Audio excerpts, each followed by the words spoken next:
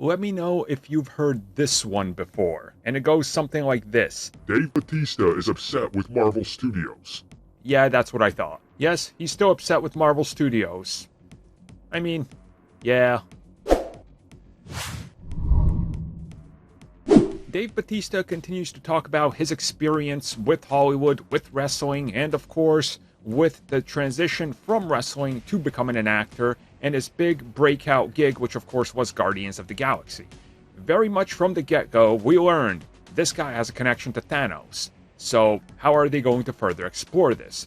There was plenty of rumors it would be explored even further in Guardians sequels, and of course Avengers 3 and 4, or Infinity War Part 1 and 2 at the time, and this didn't end up happening. Bautista recently took to social media to talk about how disappointed he is with the direction of Drax and Thanos, the history and everything, and he specifically mentioned how the history was swept under the rug, the history that relates to these two characters, the family element, Thanos' history, what he did, that it never made it to the big screen, and that there's plenty of reasons that he shakes his head at Marvel Studios' decisions for cutting all this content. So here's the thing.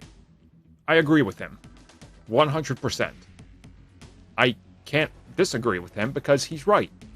They made it a note in the films and a character arc and built the backbone of his character on his revenge, wanting to come face to face, wanting to challenge Thanos, wanting to touch upon that history and a resolution with it, and then ultimately, there's not much that's done with it.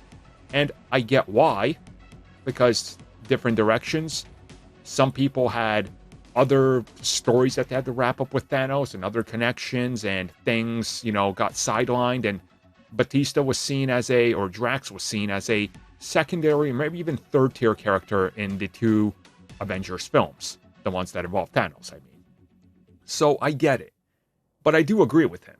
Maybe they could have found a better way to do something with him, for him to trade some blows with Thanos, to maybe get a couple stabs in there to really get his revenge. Like, could have worked in Avengers Endgame, that during the end fight, he literally beelines for Thanos, takes his knives out, gets a couple stabs in there, weakens him up a little bit. Yeah, I think that would have been great. Maybe delivers a line about avenging, his missing family and, his kind that Thanos wiped out.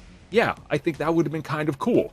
But ultimately, they made a choice not to do it, and it's disappointing, but I do agree with him. It is one of those things where you look at it, you're like, you guys could have done so much more. But again, the film was like 3 hours, so they could have done a lot more. The film could have been 6 hours, and it still would have been missing how much they had to do. But just be lucky we at least got a coherent film, even with a few editing mistakes in there.